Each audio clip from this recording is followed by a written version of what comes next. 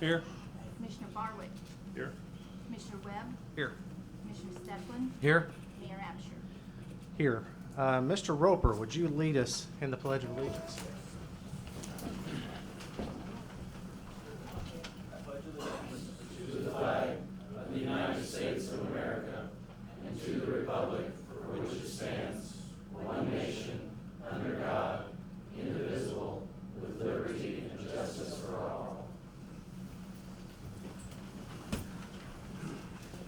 Okay, that brings us to item number 3 on your agenda, which is the opportunity for public comments, audience to visitors. This is subject to ordinance 3128. That should be stapled. Is it still stapled to the agendas tonight, that ordinance? No. We include that? I believe, yes.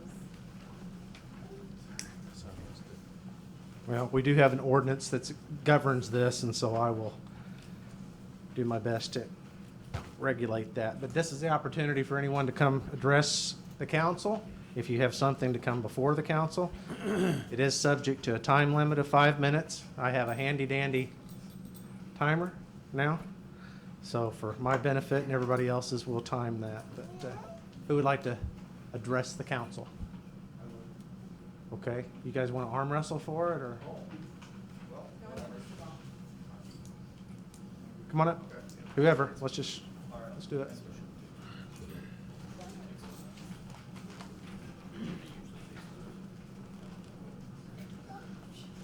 Okay, this is a follow-up from last time regarding the proposals that I had made from the old council to the new council.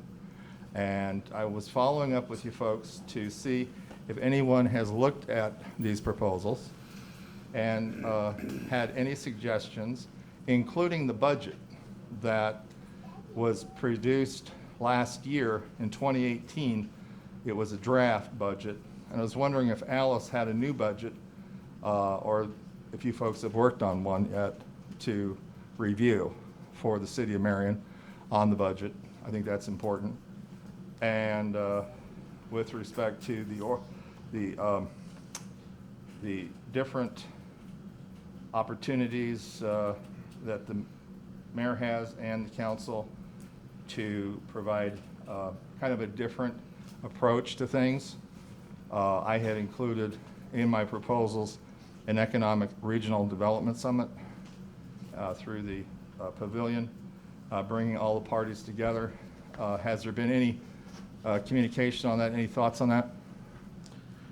I'll answer to you briefly. Relative to this economic summit, if you want an honest answer, I've been drinking from a fire hose for about the last 3 weeks. So that's a good idea. I have not acted on it or given it a whole heck of a lot of thought other Okay. than listening to your idea. Okay. To answer to your question on the budget, the prior city council already passed a budget for 19 and 20. Okay. That was done, what, do you remember the specific pardon me? It was in April. So in short, the budget for this fiscal year, which started May 1st, was passed in April by the council that was seated prior to this one. April 15th. April 15th, Alice tells me. So I have a question for you. Okay. As the incoming mayor, do you have any objections to that budget? Have you looked at it? I have some observations to that budget at this point, but not, those are just that at this point until I seek out specific answers to some of my questions. I think I understand the underlying question you may have with that comment, yes. but yes, there's several things I would like to dig into a little bit. Right, and I think Personally. I think it's good what you have suggested too on consent items, that you can separate them. And Absolutely. discuss them separate from the whole. Okay. And I like that. So on the proposal for the economic summit, I certainly don't expect that to be a high priority at the moment because the new administration's coming in. But I'm honored that I at least have the opportunity to present it to the council. Sure. For a future consideration, okay? And I would be willing to help create that council with the other mayors in the region and other commissioners and bring parties together. I know Nashville, Illinois is very productive. I think this community could learn from them. They obviously are still, they're in Southern Illinois. And I think bringing living wage jobs, manufacturing jobs, at some point in time should be a priority for this council and this region. So I'll say that. And then there were other things here too, neighborhood watch, drug prevention education. I understand there is a drug unit with the police department. I think that's important that continue to develop because of the opioid crisis. And if J.B. Pritzker gets his way, he'll want to have recreational marijuana in the state to generate revenue. So I'm not for that personally. I think that's a bad move here, especially when we're trying to develop good relationships and families. We don't need that kind of an impediment. And then also quickly, the Wren Lake Conservatory. This was the failure of this water pipe situation.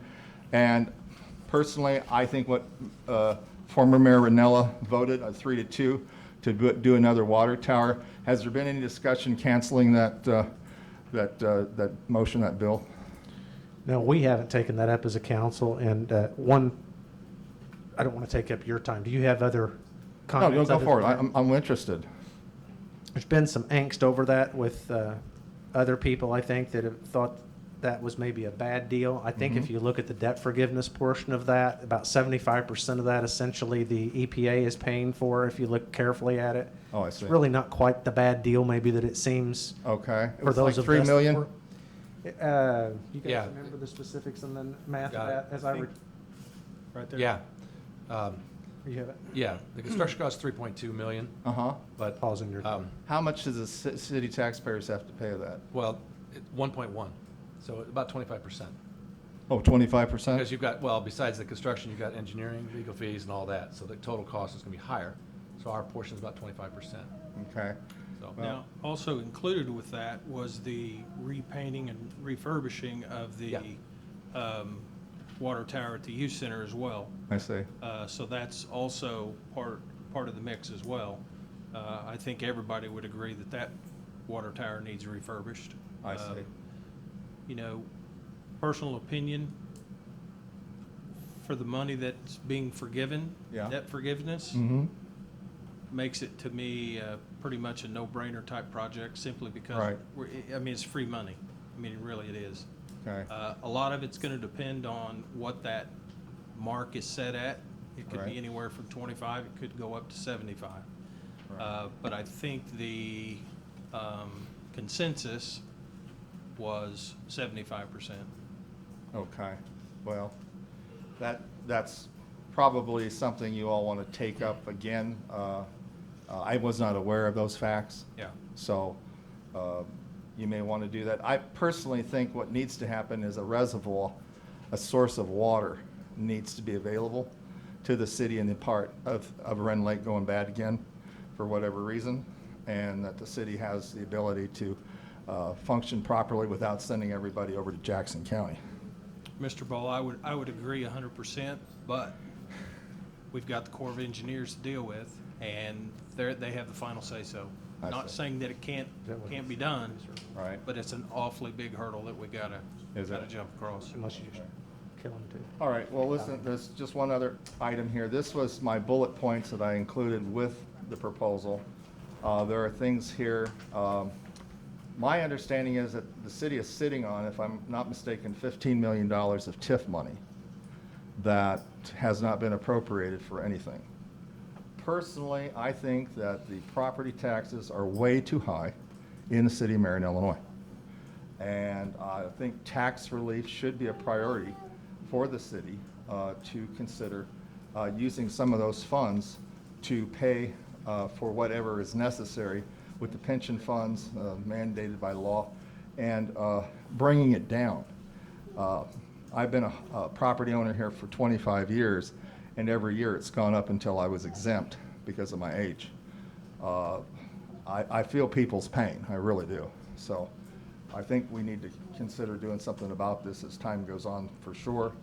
And this is part of the reason for the summit, to bring living wage jobs in here. Don't tax them on their profits, tax them on their spending. Good news for you, my timer doesn't work. That's all right. I got everything I wanted to say. Thank you. Okay, Thank you. so we're gonna do that differently. Stopwatch. Timer.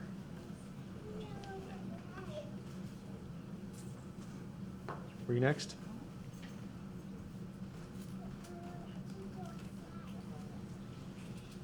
Okay, my name is Mary Ingram. I live at 605 South Future in Marion. And some of you may know me from other places, being an activist for causes for other people. Tonight I'm here on behalf of myself and neighbors. We have a flooding issue on South Future. And I have some pictures that I've given to Mr. Webb, starting with 2017. Showing the flooding in this is the front yards of our homes. This is the backyard, which it eventually came up to my enclosed patio. And Mr. Webb can pass those around if he'd like. In the back of our homes, this is what it looks like. This was taken from Pickett Street, looking towards Hemingway Street. And that's picture number 3. Picture number 4 shows our street and our driveways when it rains maybe even a half an inch. Okay, this is the type of water we're getting. And there's 6 houses on Future Street that are affected by this. This is my backyard. Again, with a half an inch of rain, you can see it comes up within 6 foot of 6 foot past the back fence into the backyard. This is my driveway, and again, just a downpour. It shows how it's running out of the street, up my driveway, and into my front yard. This is what has most recently been done.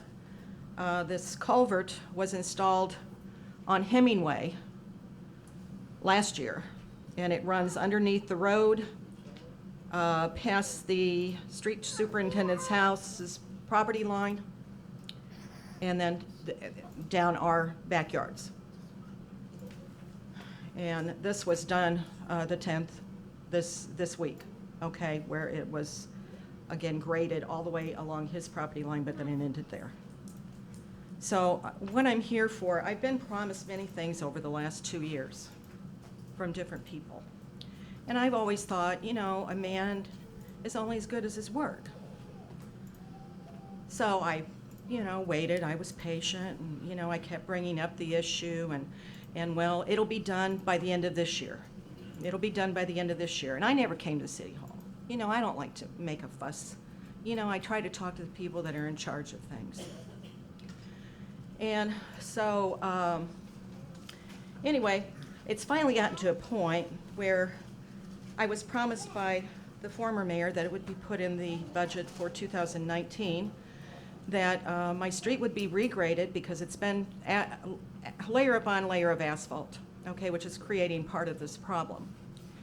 And I was promised that in front of Tina Morrill. She was in the meeting that I was in with the mayor. And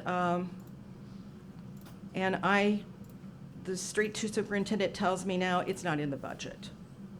So I mean, I don't know where else to turn other than to come to the mayor and the city commissioners. And Mike came out to my house, and he spent a long time, and it was raining that day, if you remember, Mike. And you said, gosh, this water, it's horrible. And, you know, you sent me a card saying you would deal, you know, with these issues once you became mayor. So that's all I'm asking is let's figure this out. Can't we have this street drain towards where the drainage ditches are? And one other thing I'd like to explain, because I'm a woman and I don't know all this stuff, okay? But I know it doesn't sound right to me for me to be told by the street department that my water has to drain from my house north uphill and then east on Pickett, 1 block, and then south on Hadfield, 1 block, and then a half a block west on Hemingway to drain. That's 3 total blocks. I'm only a block from that drain if it goes south and then east, okay? So it just doesn't make sense to me how this has to go all the way around the whole block before my water's gonna drain. And my neighbors, like I said, I have 6 neighbors. I have Dale and Emma Jane Brown, who would be here, but they're not, they're out of town right now, okay? I have Angie and Wallace that live at 600. I've got Brandon that lives at, 601. I've got Brandon that lives at 603. I've got Nathan that lives at 600. I've got Dale and Imogene that live at 602, and I've got their house, another house that's owned by them at 604. This affects all of us. It doesn't just affect me, or I probably wouldn't be here, okay, because I'm not a self-centered person. But we've had some issues in our neighborhood, and I want to commend our police department and Tina Morrill for the help that she has given me. She's done they've been very active in our neighborhood lately. Okay. And that's all I've got. I just want, like I said, I want you to be aware of the problem, and I'd really And- like some help with it. Ms. Ingram, do you live on the east or west side of Future Street? I would live on the east side. Okay. I'm at 605. So Jim, can you get that on Hatfield your? is to your east. Hatfield is to my east, yes. Okay. Yes. Wanted to get my bearings out there.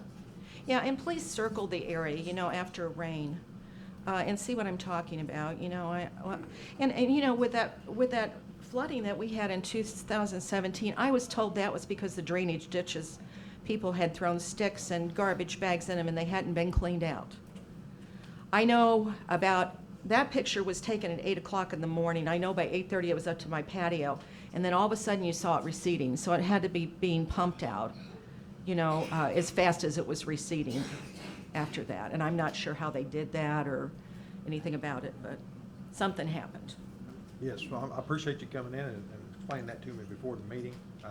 We will, I'll get with Doug tomorrow and Okay. see if we can come up with a resolve on that. Usually when I see that much flooding, it's usually some plug piping or some kind of obstruction in the ditch, but if regrading is what it takes, that may be what we have to do. Okay, well, I certainly appreciate it. Like I said, I came close to losing my home in 2017. When the water's up this close to Yes. up the top of your foundation, you've got some Yeah, serious one thing issues. kind of concerned me, you said you've been there since 2012, and this Mhm. hadn't happened until the last couple of years, so it sounds like there's been a change somewhere that's happened. Exactly, and I know they dug the drainage ditches deeper in that area. I don't know, if any of, and I talked to a civil engineer over at SIU, and he told me that every time new concrete goes into a city, that creates additional flooding issues for other parts of the city. So, again, I don't know if that is, I would assume he wouldn't be lying to me. Your city engineer should know the answer to that. But I mean, maybe, and the other thing is, you can look at your drainage ditches right now, circle Ashley Park in that area, or even the creek that passes across Future. Those are not cleaned out. Okay, there's brush growing every place. There are beavers making dams. It's not being maintained like it should to accommodate big rains, and so I'm afraid this is going to happen again in the future is my concern too. Appreciate your concern and all times. Okay, thank you. Who's next? Jim?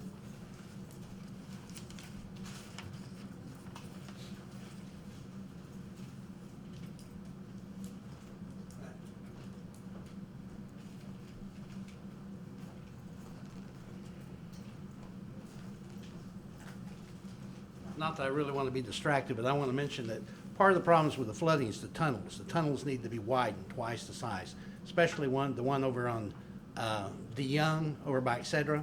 It's just a matter of physics because the water can't go through the tunnel and it goes up over the roads. It's a tunnel problem. That's beside the point. I hope I get a little more in 5 minutes. I appreciate it. My name's Jim Johnson. I am 65 years of age. I'm a Christian, patriotic, constitutional American, honorably discharged veteran, and I choose to say that no weapon formed against me shall prosper. I can do all things through Christ who strengthens me. God will make a way where there seems to be no way, and those that rise up against me in judgment, I will condemn. It's the heritage of the saints. But I'm back here today to talk about the dead body under the mall and the cursed ground. Billy Rose, okay? So, Did you talk about this last time? no, it's not the whole thing. I got new evidence. I'll tell you what it's all about. What's your next subject? No, this is the most important subject. This is what I want to talk What's about. your next subject? I want to talk about this. This is why I'm here.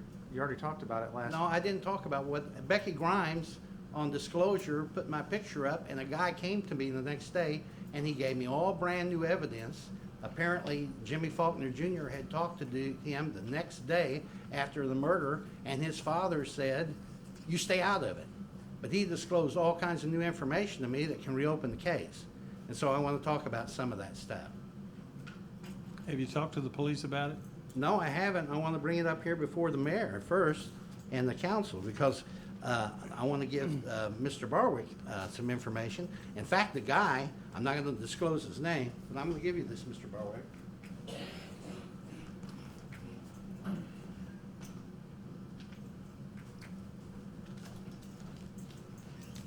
That's the guy that talked to me, and I don't want to disclose his name. I think it'd be inappropriate this time, but that's where he lives too. And you may want to get to him before Jimmy Faulkner does, because Jimmy Faulkner threatened me at one time, and he may threaten this particular guy. He told me one time, he said, "If you don't shut up," he says, "I'm going to get my brothers on you."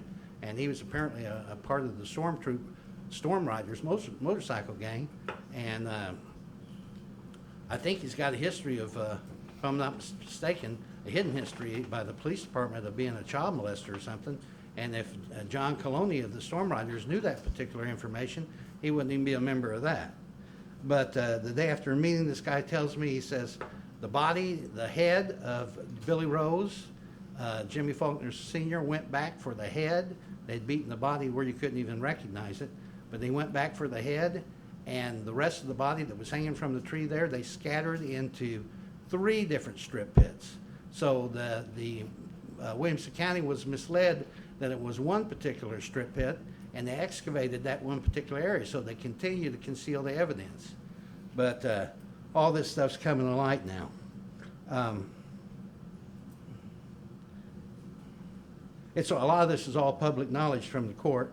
From what I understand, Judy Faulkner, this was in the appellate brief or decision. She apparently was having sex with this Billy Rose. Now, the reason I'm telling you this, I want you to know is I want Becky Grimes and Mr. Riley to pay particular attention to this, because the fellow that's underneath the mall right now is the biological father of a very famous person here in the United States, and people don't realize who it is.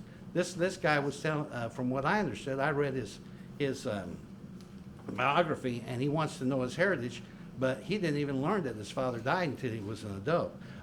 Just let me know towards the end, and I'll let you know who the man is, so before this is all said and done. But anyway, apparently Judy Faulkner was on top of this guy having sex, and Jimmy Faulkner Sr. brought in the little boy, Jimmy Faulkner Jr., with his 10-inch knife, and he said he pushed her off Billy Rose and said, well, first of all, she said, "What's Jimmy doing here?"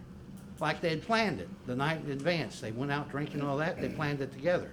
So what's Jimmy doing here? And so he knocked him her off him, and stuck a 10-inch knife in his chest and said, "Sarnire, Bill." And then he took him into the bathtub and beat him for 2 or 3 minutes. The daughter Valerie said, this is all in the court reports, beat him for 2 or 3 minutes until he was unrecognizable. And then it's a heinous crime. They cut the body up and they scattered it into 3 different strip pits around the mall there. And so that's what part of the major problem is with the malls, because of this. This has not been solved. It has not been completely solved. And there's people that are involved in a murder that weren't prosecuted for the murder, and I don't know if Jimmy Dean had anything to do with covering that up or not. But back in those days, you see, if you wanted to have the perfect crime here in Williamson County, be a woman and murder somebody, but don't shoot a duck out of season. And that's the way it was. And so anyway, they didn't have facilities to incarcerate people at that time, and plus she was raising her family.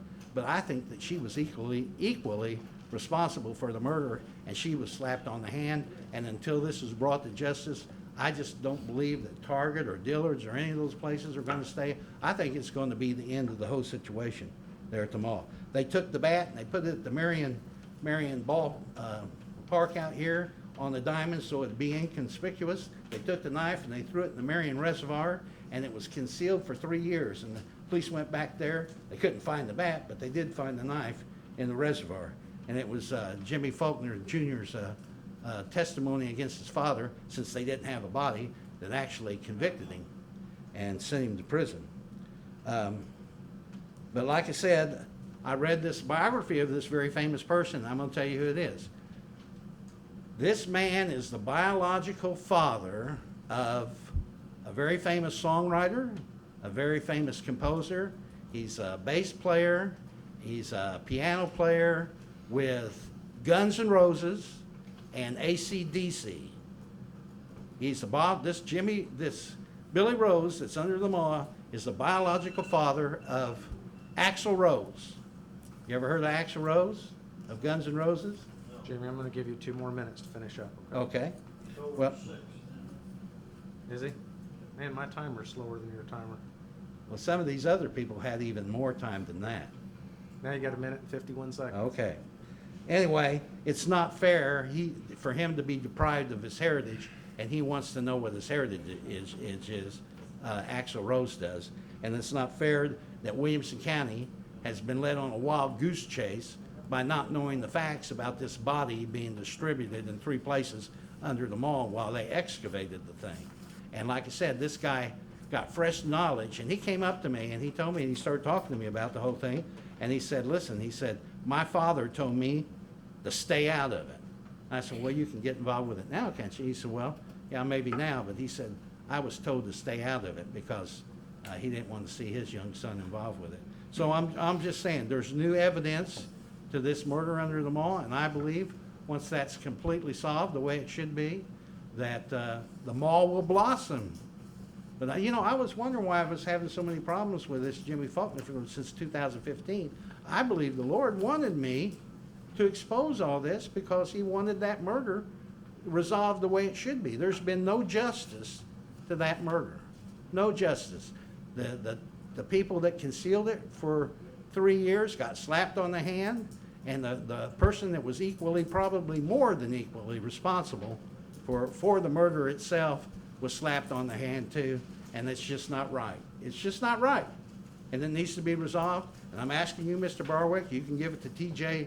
Warren, the information, have him go there to the person's house, investigate the situation. I know him personally. He knows the problems I've been having since 2015 with the Faulkner family. And every time I mention the Faulkner family to the Marion police, they go, oh, them. So, I mean, they got away with murder, and they've been acting like it. For this Jimmy Faulkner's got like about 10 different criminal citations, but they got away with murder, and they know they've been acting like they've been getting away with murder for a long time. When people get away with murder, they'll do anything else. You know what I'm saying? And that's exactly what's happening. Okay. Now, aren't you glad that you got to hear that? Extraordinarily glad. Huh? Well, it's suitable for CBS, 60 Minutes, and whatever. It could go national. We're not the hub of the universe. We're the heart of Egypt. Who's next? I thank you so much. Anyone else? Okay, we'll move on to item number 4 on the agenda, which is Commissioner Barwick, special recognition. We received a letter from O'Fallon PD on April 22nd, when this incident occurred. And I want to read it real quick, commending some of our officers. It says, Dear Chief Morrow, on April 22nd, 2019, the O'Fallon Police Department initiated an investigation into the burning death of Sherry Billups near the O'Fallon Sports Park. Investigators were quickly able to identify the suspect in this case as Billups' husband, Andrew McKissick. An early lead in this case sent detectives from O'Fallon to Dix, Illinois, because a female identified as Ashley Pfeiffer used McKissick's debit card to withdraw cash from an ATM. Pfeiffer is known to be from the Mount Vernon area. Pfeiffer's location was determined to be in Marion, Illinois, and was ultimately located along with the suspect's vehicle by members of the Marion Police Department. Pfeiffer was able to provide incredibly important information on the location of the suspect in this case. Because of your department's assistance in this investigation, the O'Fallon Police Department was able to obtain the following charges against McKissick. first-degree murder, aggravated arson, and aggravated battery with a caustic substance. The success of this investigation and quick apprehension of the suspects is a direct result of the assistance of the Marion Police Department provided to investigators from the O'Fallon Police Department. Sergeant Francis, Officer Ogden, Officer Welge, and Officer Triffo reflect well upon the image of the City of Marion and the Marion Police Department. Again, please accept my sincere thanks and appreciation for the hospitality your officers showed the O'Fallon Police Department. Their professionalism and quick response were instrumental in the success of this investigation. Signed sincerely, Eric Van Hook, Chief of Police. At a time that our police department gets a bad rap, I think this is really a nice thing to show that our guys are doing a good job, and I just want to congratulate them. In fact, those officers.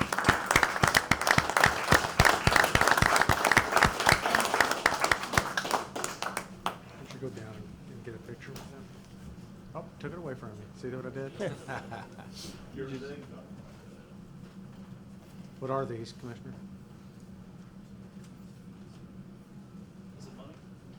What, explain what these are that you're handing out, if you wouldn't mind, please. This is a challenge coin. A challenge coin along with a letter that was sent from O'Fallon Police Department to each of the officers. Just commending them on a good job. Thank you. Thank you.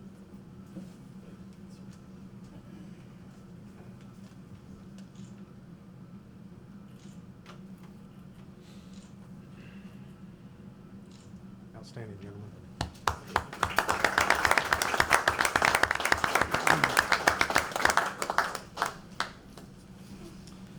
Okay, we'll move on to item number 5, which is our consent agenda for tonight.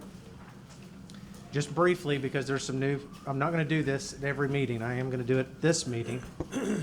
We're changing, I have asked to change course a little bit on how the consent agenda is formatted.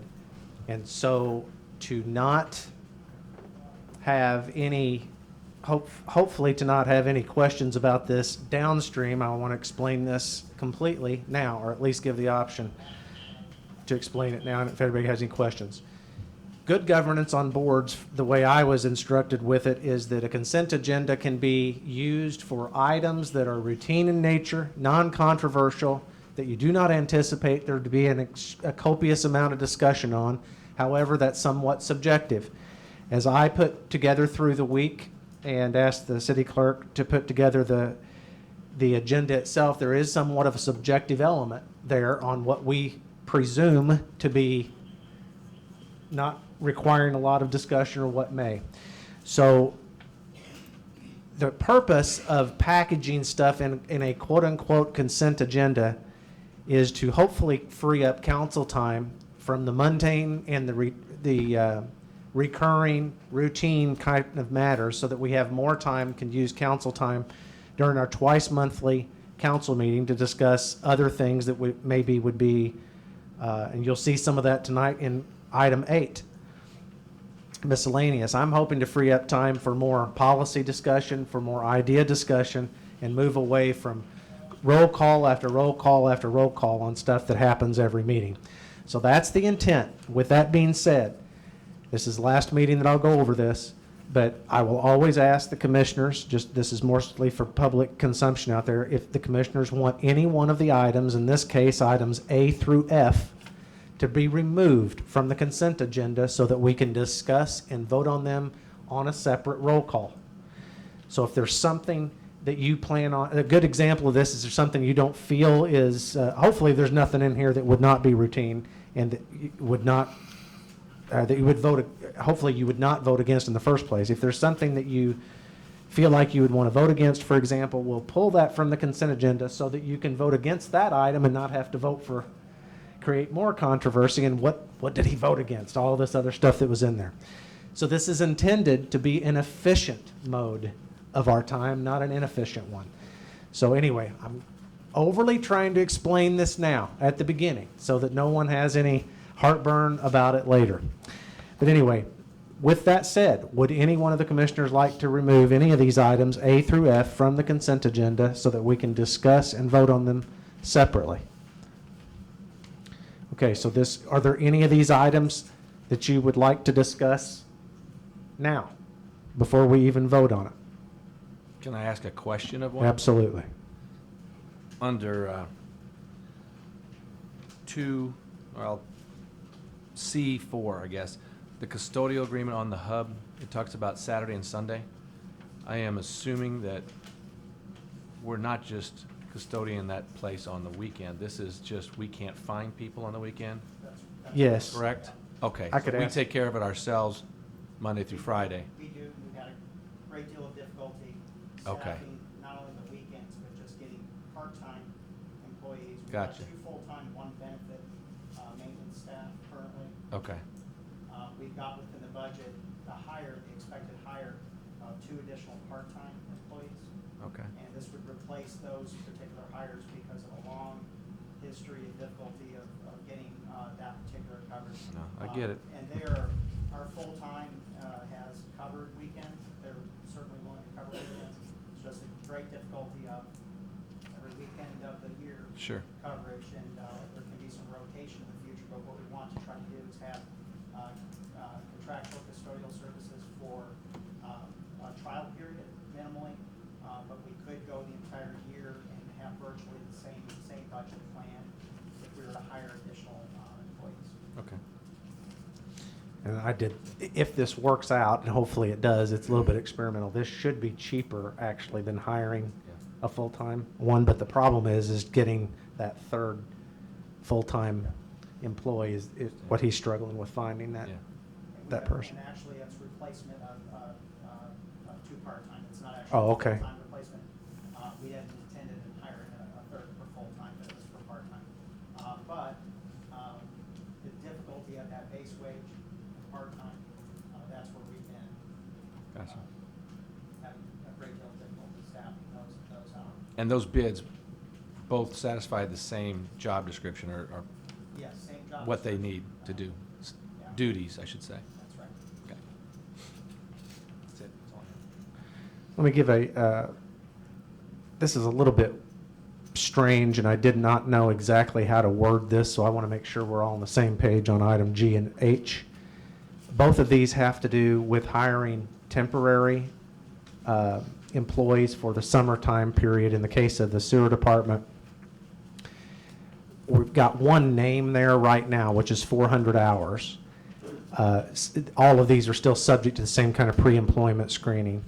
We have this opportunity that Local 773 has got an apprenticeship program, which we haven't fully vetted out exactly how the math of this works. But the concept is that they pay for the vast majority of the compensation. Am I correct with that? I think the number they gave me was $9 or $10 an hour. I can't remember exactly. Okay. Well, it's not the vast majority, then it is. It is the vast majority, because we pay the temporary employees $13. Oh, they pay the 9 or 10. I They pay I the didn't 9 or hear it. 10. Okay. I think that's only applicable if the student's family qualifies on an income level. Okay. So we've got some information to get from them before we can make a decision on what we want to do with that. Okay.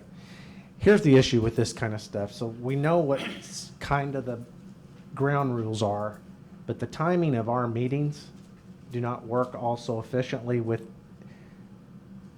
by the time those people are offered up, we're needing a half month of work out of them already. And so I guess what I'm asking you through this is that just that if we can hire, when that person presents themselves, this other person for the sewer department, subject to that availability of that outside funding and still subject to complete conditionally on our pre-employment screening, would you guys be okay with not having to wait until the next council meeting for us to conditionally employ that person? Is that copacetic with you guys or not? Otherwise, we inevitably miss weeks here. And this, by its nature, is temporary work so that we can get, It's mainly for mowing and things we're already. yeah, behind on, it's so that's season. I know this is a strange request, but I don't know how else. Like, I'm okay with that, but that's not part of the consent agenda. Understood. This is not right. This is informative. Okay. I'm saying, are you guys, that's not necessarily part of the, no, but are you okay with that in concept of, does anybody have a problem with that? Well, I think it's a good deal for the city, and it'd be good for the kids that are gonna take advantage of it to work, so. Okay. Yeah. Same type of thing on the street department. We've got, this we are asking, this, we do have 2 temporary employees. We just don't have the names. I don't know, the street department's not here. So, and I can talk on behalf of Doug, we went out there together to talk about this program. I think Doug is needing the conditional, the condition of they will pay for a part of it, because he has already hired a temporary person. But if that does come up, we would like to have a pre-approval to select some students to start working. That's You still present those to the council to actually hire? Is that your contemplation, or are you asking for us to approve, like I just described, somebody ahead of time? Well, just so we can move forward and actually get the applications and send them through the pre-employment screening, the drug testing, all that, and then have the name on the next council agenda. But we'll Okay. go ahead and hire them. So basically, these are not positions that we've budgeted for, but we've got this outside funding available, well, most of it, the big part of it. And that's what they're asking, is that it's okay to pursue that, okay? Yeah, I know with the street department, we're really one person down. And Right. that person will start off like at 70% of the wage according to the contract, so that 30% differential Oh, I will see more what I than did. pay for these guys, so. Yeah, Doug We mentioned do actually have the money budgeted. There so. could be money available in your budget because of the Right. way the new hires are paid. Yep, exactly. This is my bad, I messed this up. I skipped to the new business, I skipped a page. That's why I confused you. Confused me I wasn't too. confused. Forget all that stuff you just said. Well, we just Well, we kind of. accomplished some of that later. We're good. That's my fault, guys. I was prepared to explain that later. I was prepared to ask it later, I just messed it up. Okay, okay, we're back to item A through F. I even quoted it wrong, I said through G, I think, earlier. Yeah, I was looking for G and H. Yeah, I skipped a page when I flipped, that's the problem. I'm confused. I'm all right. Incidentally, one other thing, by routine, or by way of explanation, I want you to understand this. You guys and the public is not used to seeing an agenda that's quite this detailed. There's 2 purposes for that. I'm actually trying to solve questions that you might ask ahead of time as you're preparing this over the weekend, and I'm trying to be more explicit to the public as to what we're actually doing and why. An example of this, for those of you who have an agenda, if you look at item C, item 1 under C, hire this person for the hub. We seem to have a no offense, but we do seem to have quite a revolving door at the hub. The question is always asked, is this a new position or a replacement for a departing employee? So I'm trying to answer it before it's asked. Does that make sense to you guys and everybody else for that matter? So if it seems like our agenda is actually longer now, that's for a reason, is to try to be more explicit so that you guys know what's going on and maybe don't have to ask as many questions, or we answer ones that I anticipate you asking, and then for the audience as well. All right, we've beat that to death.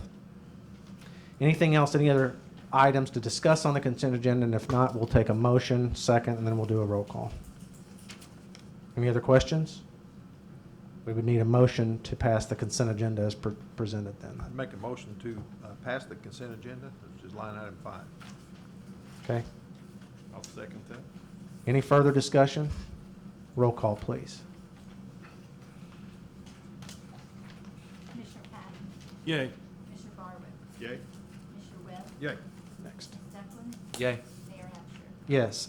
Item 6 is old business. This is a kind of a continuation of our discussion on the team leads from dispatch. So just in case there's any questions, do you want to describe that process that we went through just briefly for the rest of the commissioners? Sure. We had a meeting, well, go back, the old council, that there was a memorandum of understanding. They were gonna go from 1 supervisor to 3 team leaders. And we voted on that, I believe, the last council meeting. We've selected 3 individuals to fill those positions. We had them post the job, and then those that were interested in it, we interviewed everybody.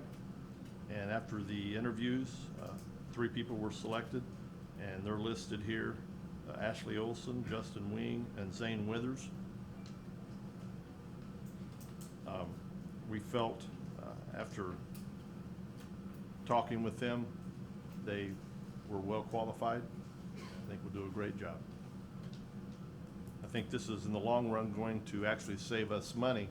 We're going to have 3 supervisors spread out instead of 1 supervisor trying to supervise 24-hour day, 7-day a week. Might cut some overtime costs. Right. Okay.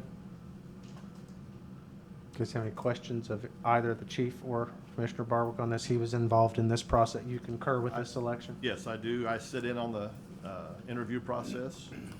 All the candidates were asked the exact same question, and it was a fair process. Okay. Do you want to make a motion to pass this item I, 6I, or 6-1, or whatever it is? Yes, I make a motion 6I. that item number 6, old business, council to approve the 3 candidates to fill the 3 team leads in accordance with the memorandum of understanding presented and discussed at April 26, 2019 council meeting. I'll second. Okay. Any other discussion? Roll call, please. Commissioner Pat? Yay. Commissioner Barwick? Yay? Commissioner Webb? Yay. Commissioner Steplen? Yay. Mayor Absher? Yay.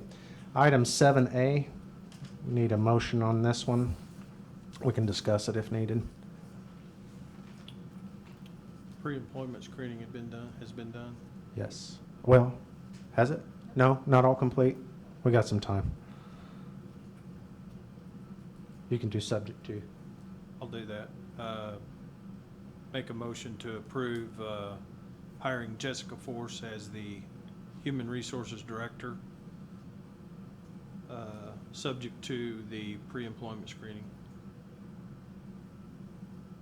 I'll second. Okay. Only discussion I want to say on this is that the number one comment I've had, for those of you that don't know, Ms. Force has been the HR director for Williamson County for almost 17 years, if I understood it right. And the only phone calls I've gotten is, I cannot believe you got her. So, and I haven't told you that, but that's the truth. That's the only and consistent comment. So we'll go ahead and do a roll call on this before I welcome you, but we'll do that. Roll call, please. Yes. Commissioner Pat? Yay. Commissioner Barwick? Yay? Commissioner Webb? Yay. Commissioner Steplen? Yay. Mayor Absher? Okay. I can't believe we got you. Anyway, welcome. I don't think they can believe that you got that. Okay, well, it's official now. Would you come shake the hands of these commissioners? We call it walking the gauntlet. Congratulations. I hope so. Looking forward to it. So we're excited, Jessica. We're very, very much excited. Okay, item 7B is a presentation, information only item. Do you Yes. need to present that, Steve? I am. Okay. Yeah, we're just required by state statute by the second Tuesday of May to give a summary of in regards to the police pension fund, the monies that the municipality received concerning the fund, and then the amounts that were transferred over from the city to the pension fund. And that consists of the property tax, the interest that is earned by the county on the property tax and transmitted to us, and then the amount that is withheld from the employees' paychecks for their pension. And as you can see there, it was a zero balance at the beginning of the year. The amount that was taken in, less the amount that was expended, leaving a zero balance that the city owes the police pension fund.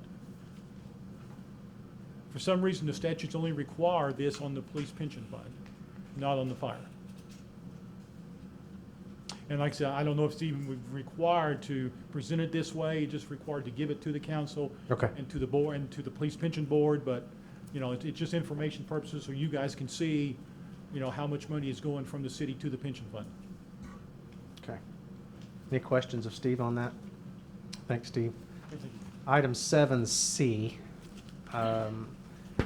So this is a request, you can read this here, but the essence of this is Hillary Holdinghausen is the outlier employee, that was originally hired by the contractor under the hub. So she's the only one that's been there since the beginning that didn't get benefits from the beginning because of the time that she was employed by the contractor as opposed to the city. She's asking for basically credit for 14 and a half months only for purposes of vacation benefits and longevity pay. And I pretty much asked everybody in the city that I could find that knew about all of that. I talked to Commissioner Patton about it. He and I both concurred, as did the treasurer, that this was an appropriate request. Under the circumstance, it is going to cost us a little bit of money, but not necessarily that much. But it's more of a fairness, equity type issue. So that's my suggestion, and that's what it is on the agenda. But if there's any other questions, we can ask Chris about that or Steve about that relative to this.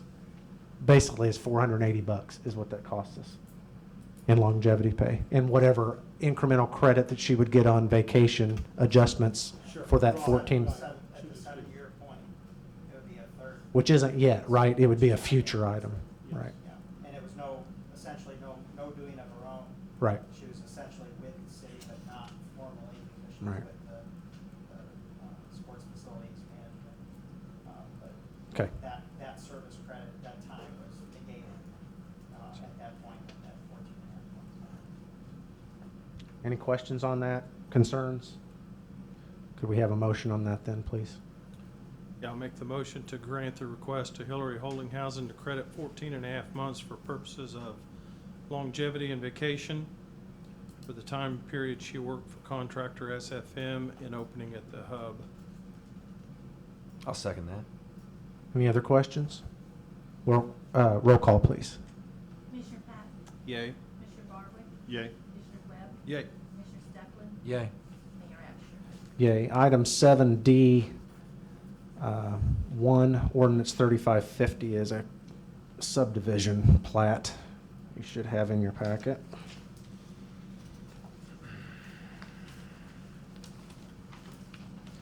This isn't a subdivision in the traditional, is Kathy here?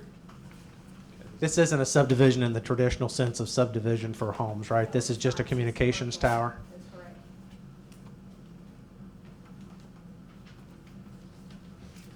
Any questions on this? I knew exactly where this was by reading that description. I don't know about you guys. Bet you did. By the southwest corner on the northeast. Yeah, that was perfect. Beginning at the.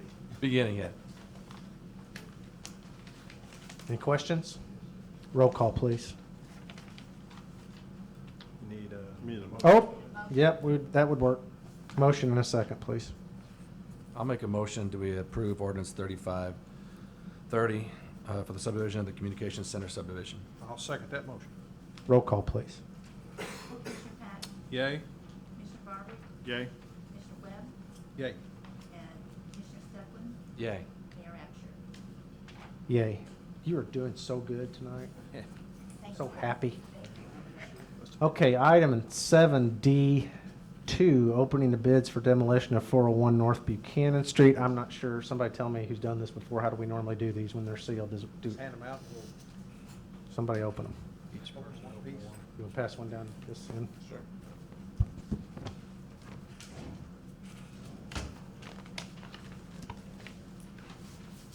Then whoever opens them, let's just read the bidder and the bid amount. We'll ask the clerk to record those three amounts, and we'll hopefully be obvious who the envelope within an envelope.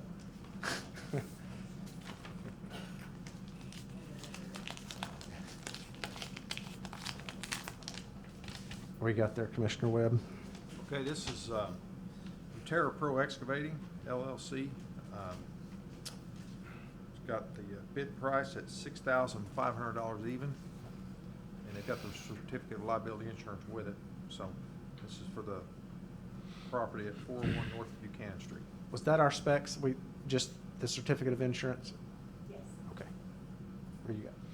I have a bid by Neat Cut in the amount of $5,400 for the same said demolition. 5, what? 5,400. Got his certificate in there? Or Uh, do we have his from a previous Yes, job? we Okay. And who else got the other one? I have Lane Erectors Incorporated from Harrisburg, Lane? Lane. Okay. And the bid price is $6,800. And they also have a certificate of their insurance attached to it. Okay, so the low bid is Neat Cut, 5,400, if everybody concurs with that. Okay, so we would entertain a motion to grant the demolition bid to Neat Cut of Marion for $5,400 as bid. So moved. For a second? I'll second. Okay, roll call, please. Commissioner Patton? Yay. Commissioner Barwick? Yay. Commissioner Webb? Yay. Commissioner Steplen? Yay. Mayor Absher? Yay. Item 7E is a kind of a housekeeping thing with repeal of Ordinance 3468, which was the former basically override authority on expenses that the city administrator position had, and I've changed the wording in that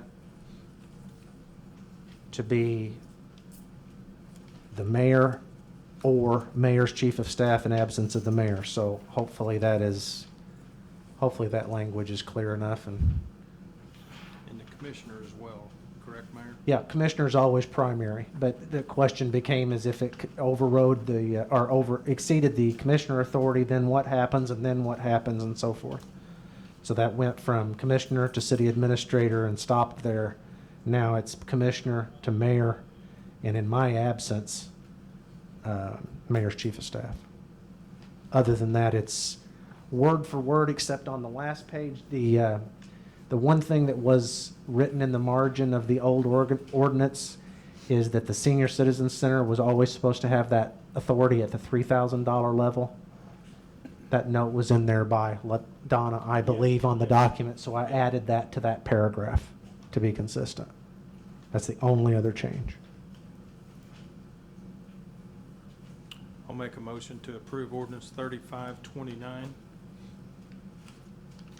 I'd second that. Okay, any other discussion, questions? Roll call, please. Commissioner Patton? Yay. Commissioner Barwick? Yay. Commissioner Webb? Yay.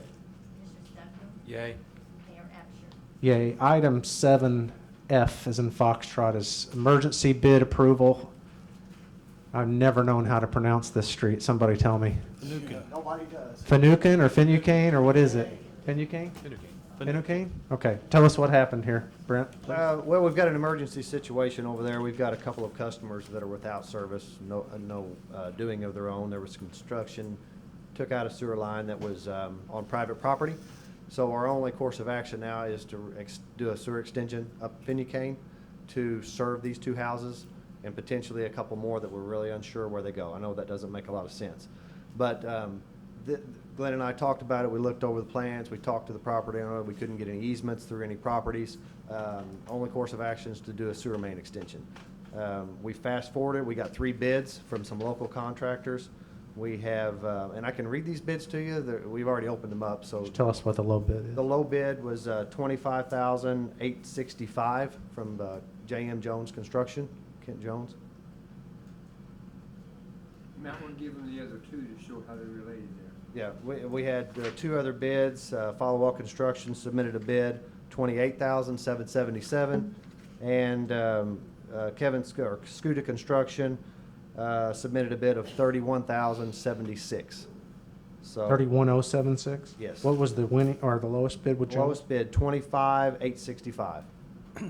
Brent, we've had good luck with our, We've worked with all these contractors Relation with locally. JM. Kent Jones just did a job for us down at the treatment plant last year. Are we pumping sewage right now out of this? We have done a makeshift operation over there. Okay. Let's just But leave it it's- at that. It's pumping, it's sanitary, nothing's going on the ground right now, but it was an effort to get there, Right now. to be honest with you. It But was kind this of a mess. we need to, This needs to be execute, done right? as soon as possible. Now, Brent, will that go from state over to Courtney? Or No, will it go it'll from run from a Garfield? main in Courtney that runs north and south, east up Finucane to to an alley that we're gonna dead end it at. Okay. Yeah. 304 linear feet, I think, was the. 304 feet. Yeah, From Courtney to where? from Courtney east on Finucane.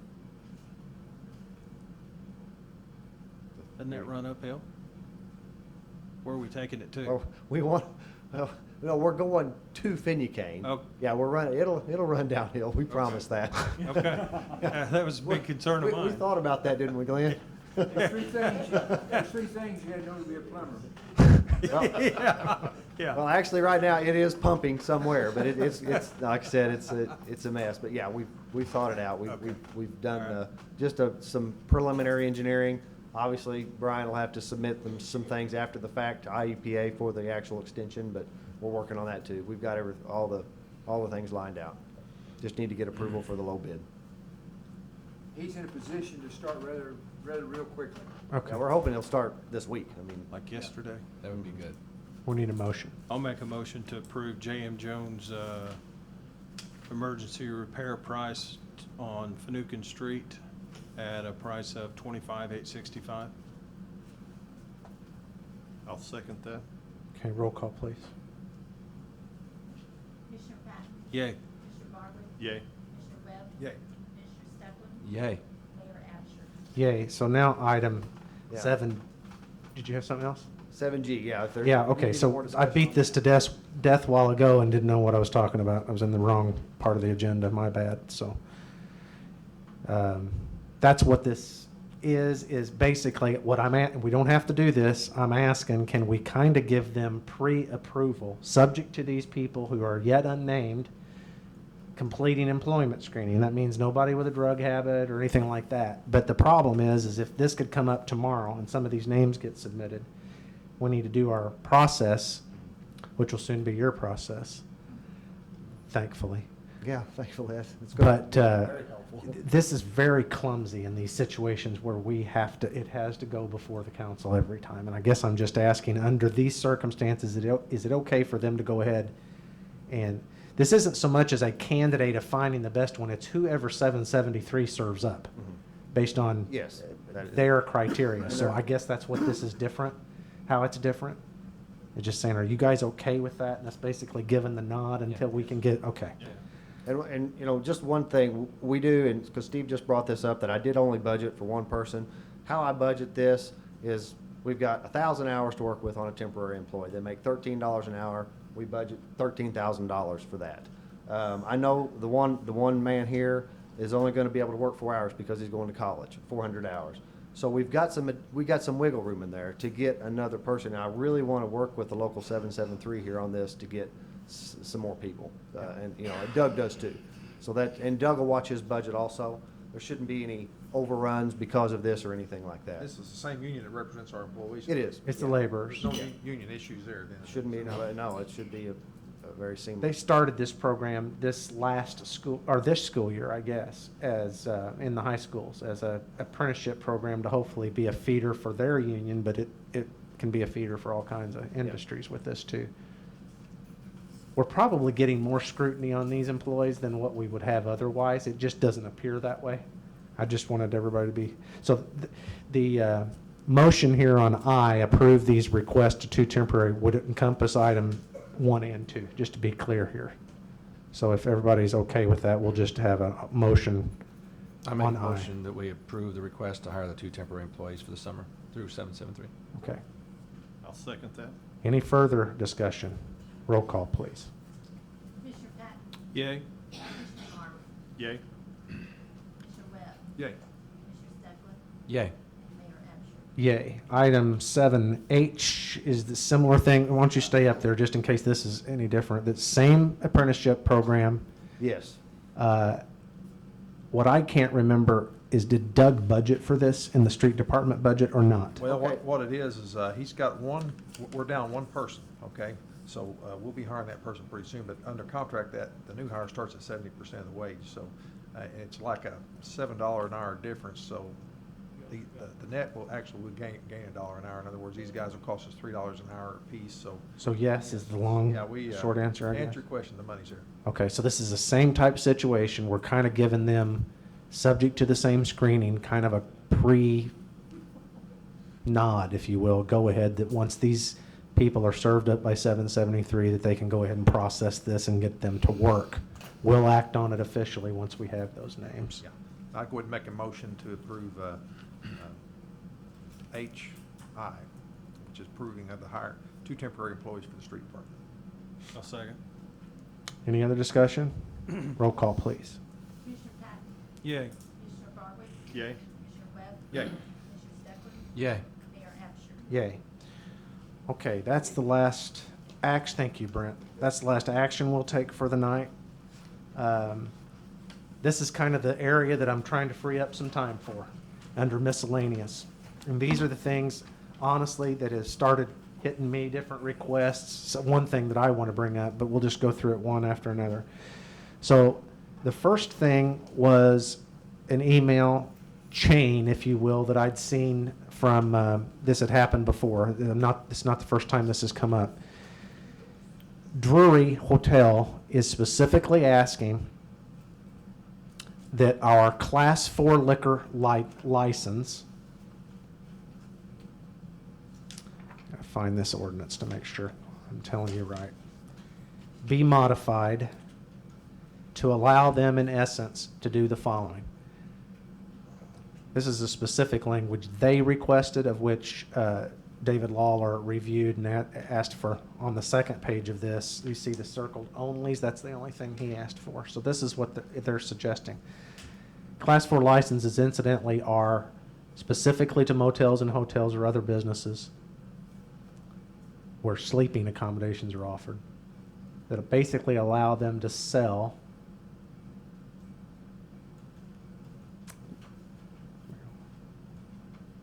these packaged liquor for consumption. So this Class 4 license, they're asking for it, is to authorize the retail sale of all alcoholic beverage on specified premises only of a motel or hotel for consumption on the premises, and authorize the sale of beer and wine in their original package to be to registered hotel guests and to no other persons for consumption on the motel or hotel premises only. Now, what they're actually trying to do is in their little alcoves or whatever they call them, where you go buy the cookies and stuff if you stay, they want basically to sell, I don't know what a good example of this would be. Can you think of one? Bottled beer, bottled wine. Bottled beer, bottled wine. Yeah.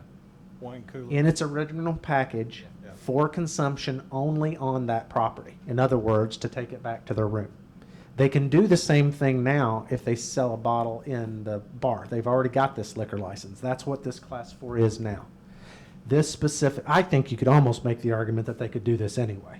They've asked for different municipalities to modify their Class 4 language. I don't have a problem with it as the liquor commissioner, but I wasn't about to tell them that's okay on my first 2 or 3 weeks in this, so. Well, I guess this would be extended to all the other hotels too, right, or just Drury? It would. Yeah, okay. It's not an increased fee or anything, although I guess we could create a Class 5 if we wanted. That's another opportunity. What prevents underage consumption? What Yes. prevents underage consumption? Well, the same requirements that they would have under the liquor license as it stands now. This is actually only in addition to. They've got, I can't quote that. I don't know if I've got the entire ordinance in front of me. But they are responsible for the same policing, carding. They would have to card for that, for example, just like they would if they were sitting at a bar. And they'd be subject to the same, Machines, it was like, not a vending machine. No. No. Not a vending It machine. would be over the counter, but yet the counter would be Behind the counter. behind the counter. Thank you. Yeah, exactly. Behind the counter. And this would be, in my opinion, beneficial to those that don't have bars in the foyers or common area of the motels.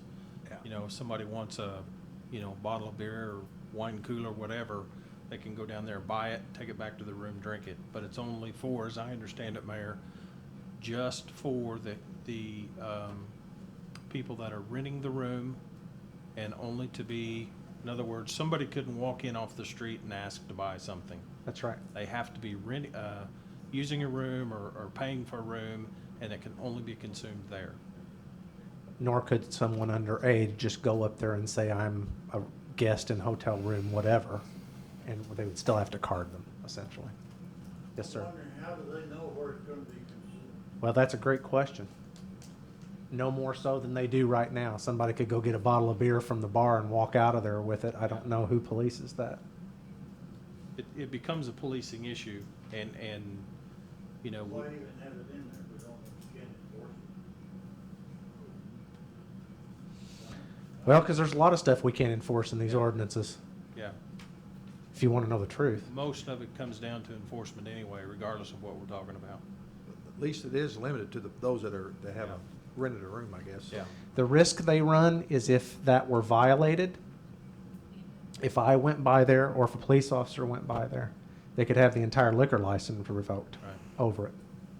So now, practically does that happen? I doubt it. I haven't gone by policing the bars, but it could be, and maybe it should be for that matter, but they'd be under the same penalties as any of these other classes within the ordinance.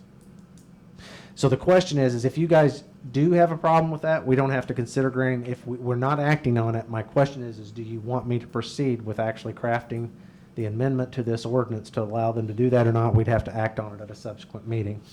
I think the fact that Drury's asking for it, number one, it's because they've got this everywhere else. They've got it in Fairview Heights, they've got it, any jury I've stayed at has said the same thing. So they're probably just trying to get everybody on the same playing field everywhere. Because I'm sure their attorneys and stuff, this all is part of their Yeah. grand scheme of making sure everything's covered. Right. So, yeah, I So don't, what do you guys think? Do you want me to present this at the next council meeting? Are you okay with it? Any conceptual? yeah. Okay, item 8B is kind of along the same lines, but a little bit more substantial. So I get to learn a lot every day. Not only am I the liquor commissioner, but apparently I'm the de facto gaming commissioner. Let me explain how this works. So you can't have these gaming machines without a liquor license. So when we get a request, which I've been, I wouldn't say bombarded with them, but apparently everybody that's been told no is asking again now. Well, I didn't even know how that worked, to be honest with you. And the clerk and deputy clerk kind of explained it to me. So, and there is an extraordinary amount, as I read it, amount of latitude to the liquor commissioner. What's important to me is that I know what your guys' demeanor is on this. So we have 133, I believe. Does that sound right? Gaming machines in the city. No one establishment can have over 5. That's a state regulation. So it will never be over 5. You're never going to have hundreds of them in a place. So there's 28 separate entities that have gaming machines.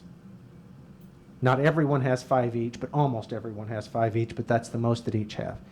So this question came up in the following context. Call to the clerk, clerk gives it to me. Somebody wants to open a vape shop, they want a liquor license, and they say they're going to have liquor, but really what they're after is a gaming license. There's no question that it's profitable for the vendors that open these. There's no question that it's profitable for the state of Illinois, and there's no question that it's profitable for the city of Marion. In my mind, there's no question that it's also a slippery slope. There's got to be a practical point at which we go, okay, how many of these are we going to have in this town? And that's what I'm asking your feedback for. I don't feel like I should solely, at my whim, decide who gets a liquor license and not, but keep in mind, as soon as the state has every motive to grant that gaming license so long as we've met the prerequisite. So in effect, we are regulating it through the liquor licenses. So I'm aware of, like, the fraternal organizations have these and stuff like that, but there's other little places, I didn't know they had liquor licenses. Do they sell liquor at them? They got to sell beer and wine by the glass. They can sell it by the glass, Really? and again, or by the Really? little bottle. Yeah, But that doesn't necessarily mean they do. that's correct. They may or may not even stock that But stuff. they have- they Like have the a Hucks on Court Street, do they stock that stuff? Do they actively sell it? I don't think the Hucks, that particular Huck store does. Okay, that's what but they have a liquor license. Yes. They have to be able to have those gaming machines. It allows them to do it, but some people by choice say, no, we aren't interested in that, we're just Correct. interested in the gaming portion. Right, but they have to pay for the But we're liquor collecting license. the revenue on it. Absolutely. Okay then. And from the gaming. Right. Yeah. Okay. And The only businesses that are not required to have a liquor license are the truck stops. The truck stops can get the gaming machines without having a Yes. liquor license. Yes, that's right. But unless you're a truck stop, you have to basically apply to the liquor commissioner. Now, we have a finite amount of liquor licenses by class as well, right? I don't have those memorized, but we have room in there, I think. But I just want to know how you guys want this. This doesn't require council approval. I can issue them or not issue them. People can be mad at me, happy with me, but I think there's a little bit of a moral slippery slope with this. I'm not so naive to, I mean, we already obviously have 133 of them. It's not like we can put the genie back in the bottle. I guess the question is what do you desire? What do I do with these when I get them? Do we want another vape shop / liquor store / gambling thing out in the middle of just wherever? As long as it's in city limits, there's nothing preventing somebody from asking. My question is what do you guys want my default demeanor to be on this? My question would be, do we already have a vape shop that does this today? I don't think we do. I'm just saying, if we've set a precedent, then you got, number 2 comes along, competitor, and they're turned down when they got approved. Now we're gonna have an issue of, Well, I think we might have an issue there. and I think what we need to do is some more research and maybe come up with what is enough and what is too much. And I don't know how we do that. I don't Other either. than poll other cities of similar size, or I think it's gotta be proportional. I think we need to come up with a top number and say, this is all that we're gonna give. I just don't know what that number is. Just keep in mind that's sort of one, it's complicated because it's one and the same with the you're also restricting liquor, Exactly. which is not necessarily a bad thing, Yeah, while you're restricting gaming. yes. And so I didn't know what that relationship was. Now I do, but I just didn't feel like I should be making those decisions without you guys being Well, in the loop. So in essence, we do have a top number as what we can allow because it's Yes. governed by the number of liquor Yes. licenses we can Yes. do. So- What I don't think is that we want to, and maybe this is can we grant a liquor license and then by agreement agree that they cannot apply for a gaming license? I don't. Do we need a different class of liquor license? Or can we even? That's within our scope. I don't know if it is or not either. In other words, my question, I don't know, do you know off the top of your head how many open licenses we have as to what ordinance is granted? I don't know, it would be. Seems like there's about 20. Yeah, possibly something. I think that's more the question. Do we want another 100 gaming machines in Right, this town? right. Or is 133 enough? Right. Now, as the mayor and the council, you also have the prerogative to raise the number of the Yeah. liquor licenses Yeah. at any given time. So you see what the conundrum is, right? Yeah. I'm not I think we need to ask these questions instead of just, I agree. there's no question there's revenue involved. There's no significant revenue. I think there's going to be a point where you've saturated it and you may actually start to harm some of the people that have already got those things. But here's the reality. You're getting people applying for liquor license that have no intent in selling liquor as much as they plan on gaming. And I think that's what we've got to be aware of, and I need some guidance on it. So you guys just be thinking about that.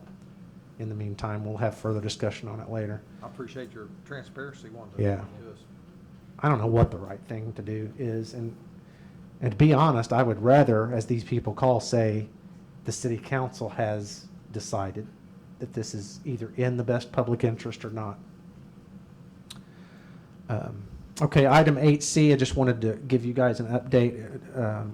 Mr. Barwick is front and center with all this, but the remainder of you guys and then for the public, give you a little bit of an update where we are on a mayor's police chief appointment. At this point in time, we have 7 candidates, internal and external included, that we are interviewing in a 2-stage process. We've interviewed 2 this morning. We have 2 or 3 tomorrow, 2 or whatever the remaining number is on Thursday. Hopefully, no guarantee of this, but we hope to kind of reduce that to roughly half that number. And again, like I explained last time, the concept is I want to work with the state's attorney to craft a mock emergency situation, crisis situation, literally a paragraph, that's why I'm holding this, that the candidates then on a second stage interview will get basically 10 minutes to prepare their thoughts, give an opportunity to go to the state's attorney, literally, and ask them, what can I disclose, what can't I on air, and then my intent is to get a real reporter in a mock situation to put them in front of a camera and ask them questions on this mock situation. Here's my reasoning on this. Unfortunately, in today's world, the likelihood of us having a school incident, hostage situations, some other crisis like that, to where by statute, I'm the one that's supposed to be the public affairs officer. I would inevitably have to defer to the police chief to answer certain questions. And just to be plain and simple, I want to know who my wingman is in a situation like that. So what I believe my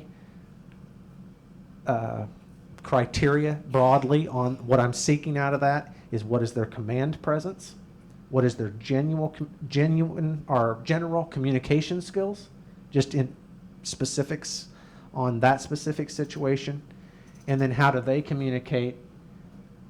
I'm not interested as much as what they say, but how they say it. Does that make sense? I don't know that there's right answers or wrong answers in some mock thing, but I think this is about as real world as I can come up to as how they might react to a situation. I don't know that anything clear and conspicuous comes out of it. I'm just curious to see what this second stage of interviews has with it. So that's my idea with that.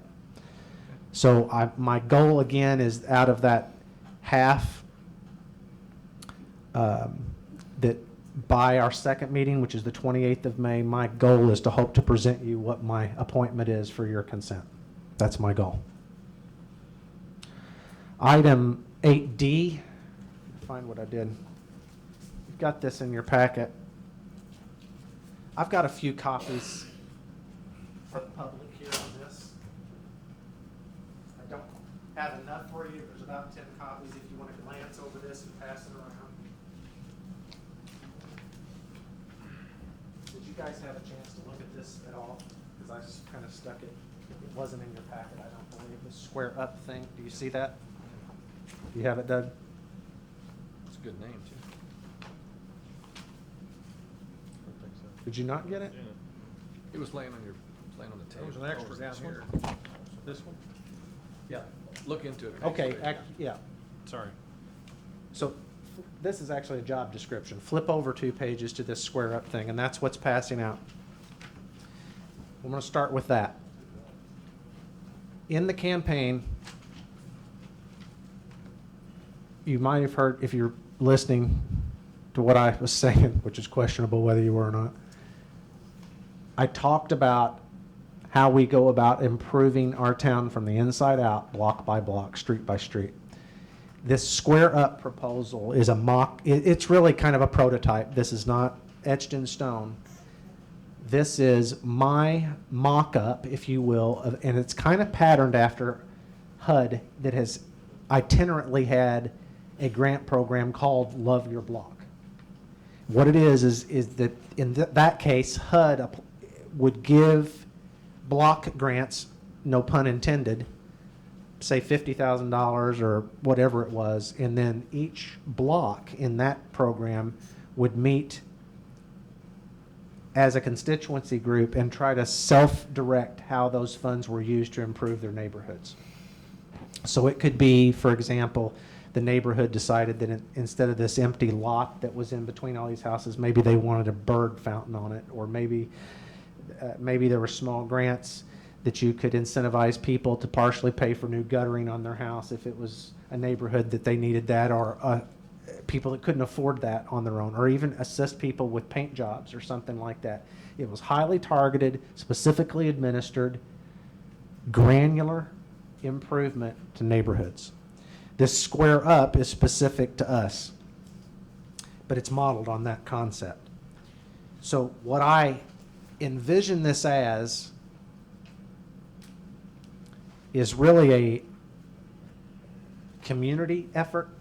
It would be community directed. Matter of fact, what I envision this to be is its own 501c3, but that the city facilitates this process. The city applies for grants to fund this process, and the city augments if there is a grant to go into a neighborhood. You can read through here where the city would come along, because the street department can help, the sewer department can help, other resources that we can bring to the table can help and augment that process and would need to, but this would not be per se city funded.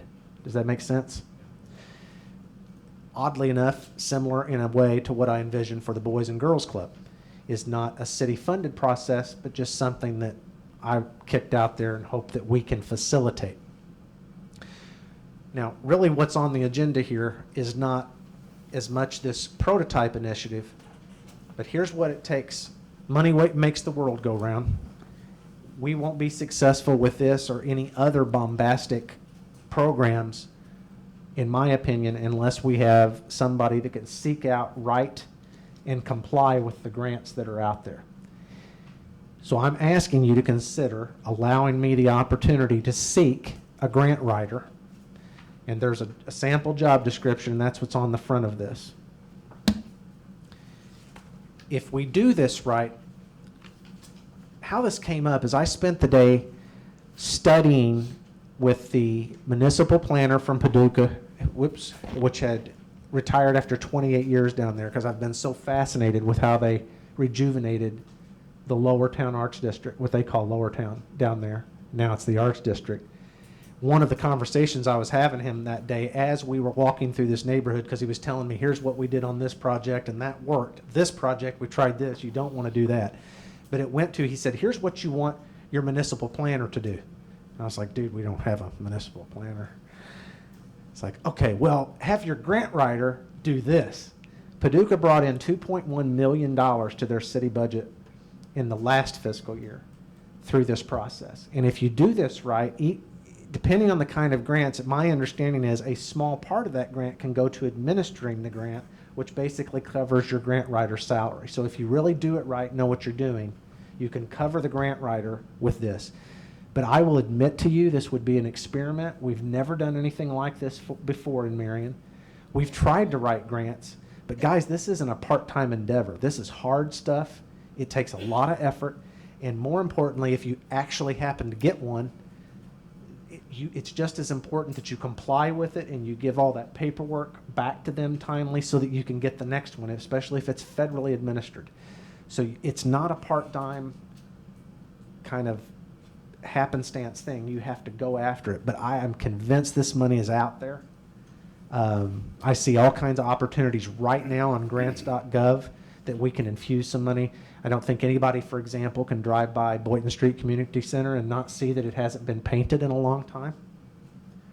If you go inside, there's some things that need to be done on the inside. We clearly have not set any money apart in the budget for that, but there's some funding out there available for these types of things if we'll go out there and seek it.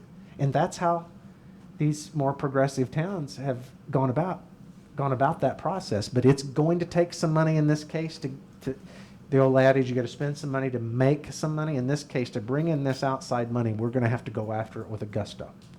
So as a discussion point, what I'm asking you for is, can I advertise this position and see what we get? Or what do you think about that? You got my support. I think it'd be well worth it. I'm 100% on board. This is a direction that the city has need to have went many years ago. As we all know, there are places in this city that need neighborhood revitalization, and we just need to figure out how we get there. And I think this is a tremendous opportunity for us to seize that and take the initiative to do something about it rather than waiting for somebody to fix it up themselves.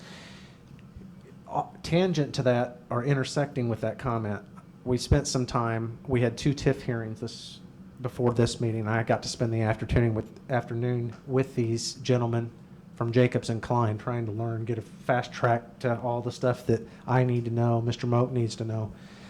There are some extraordinary opportunities we have that if we will include some residential TIFs Yes. and enterprise zones, business development districts, there's some new things that can go on. I'm not prepared, but I'm going to be excited to share this stuff with you, and it will put this on steroids. Yeah. But if we will do this right, we all know we've got blight inside of our older neighborhoods. What we all seek to do, I think, is to get owner-occupied housing built in these older neighborhoods, not necessarily more rental houses. Not that there's anything wrong with rental houses, but who we need to contribute to the town, to the school district, to whatever different bodies. It's still the American dream. It's still home ownership and owner-occupied housing. There are some very exciting things that we have never considered in this town that are perfectly lined up with the spirit and the letter of TIF, enterprise zones, business development districts, and it's all, if you can augment that with outside funding. Matter of fact, I suggest, for example, if we can move some TIF funds to older neighborhoods where you could pay for gutters, you could pay for some of this stuff that's just not going to get done. Some of these grant funding organizations will only grant these if they're matching grants. So if we had some city money through some of these other mechanisms, we'd be far more likely, still not touching the general budget, the general fund, to get some of this outside stuff. I believe I'm all about it. I campaigned on this, but we got to execute. But there's some exciting things that we can do. So everybody's okay with me putting that out there? I'm not ready quite yet to do that, but that's the direction I'd like to move. Yes. Okay. Item 8E is just general discussion. So when I became president of the school board, I asked this at my first meeting. I've blown past one of those already, forgive me, but I asked for some direction as to what kind of general work the school board wanted to do. This is what they told me. They wanted us to concentrate on technology in the classrooms. They wanted security in the schools, and they wanted Air Force, a junior ROTC unit, not necessarily Air Force. That was 6 years ago. I'm proud to say it took us the greater part of those 6 years, but we got at least elements of all that accomplished. I'm asking you guys for the same thing. Long-term, big picture, what are we setting our goals on?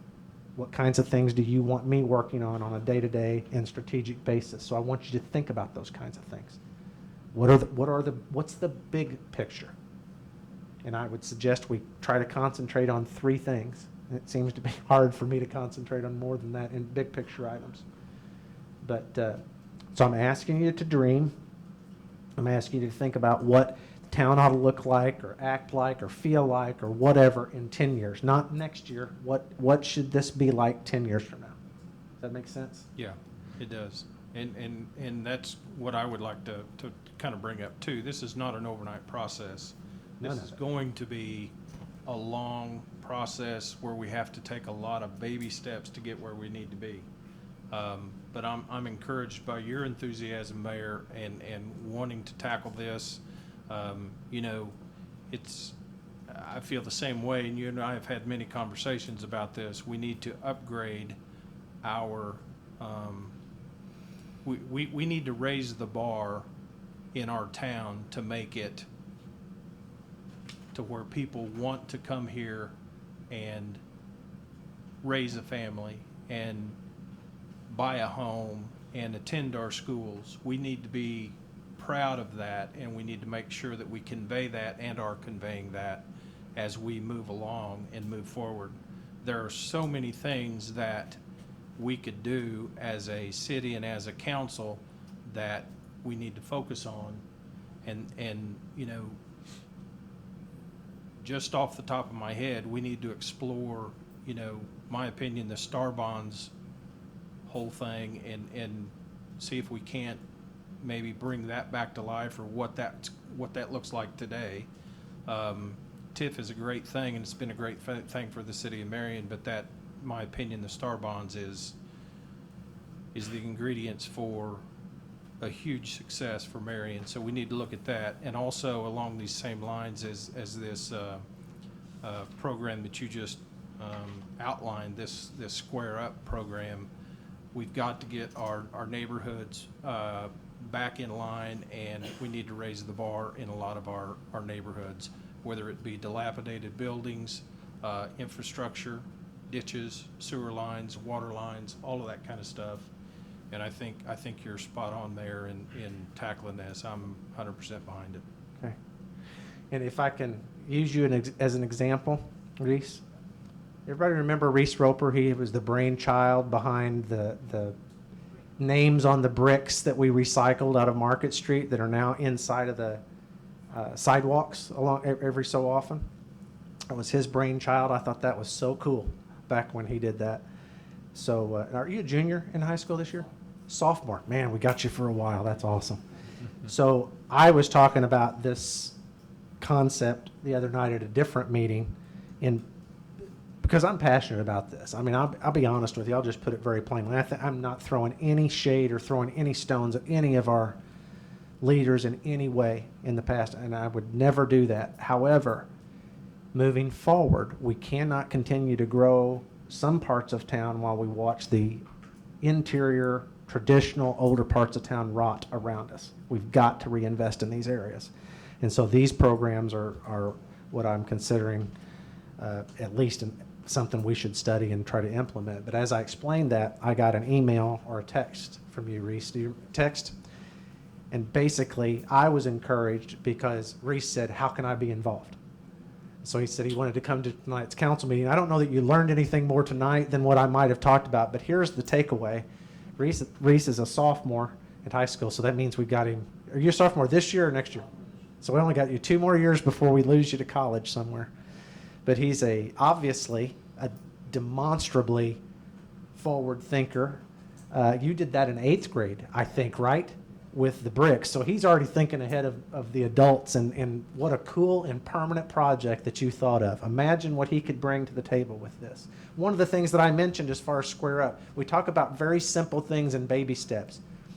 And the city could do this, but what a great public service project it would be. Has anyone else noticed that we do not have any trash cans on the square? Not one. Yes. And then we wonder, and I'm not saying trash cans, and the trash doesn't put itself in trash cans, but it would help if we had them, and if the trash didn't blow around in the little tornado things around in the corners. And we wonder why that is. Well, we don't have any, we're not even making an attempt to collect the trash. So I mentioned that to the Rotary Club because they like putting these benches. I thought maybe they can put some trash cans out there, right?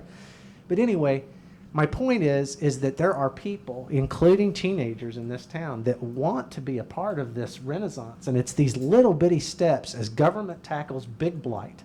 It's this little stuff that we're not so good at doing all the time. And so I'm encouraged by Reese basically on his very own texting me and said, how can I help? How do we be involved in that? And he's one of 2 or 3 different people that, interestingly, all kids that were at this Rotary meeting because they were actually honoring the gold and silver key Rotary winners that night. 3 out of those kids, you were first though, I'll give you that credo, give you that.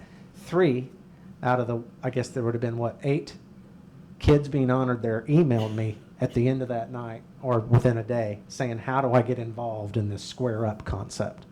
I believe we've got some help out there, extraordinary help.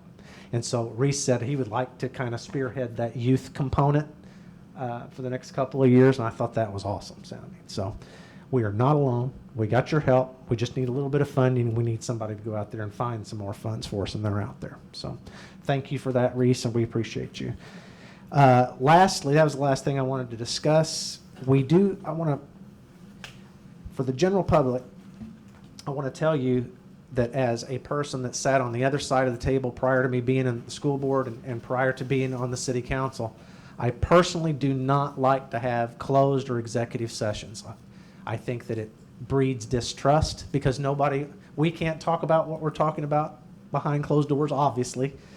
But at the same time, there are limited statutory reasons why we can have a closed meeting. They are necessary sometimes.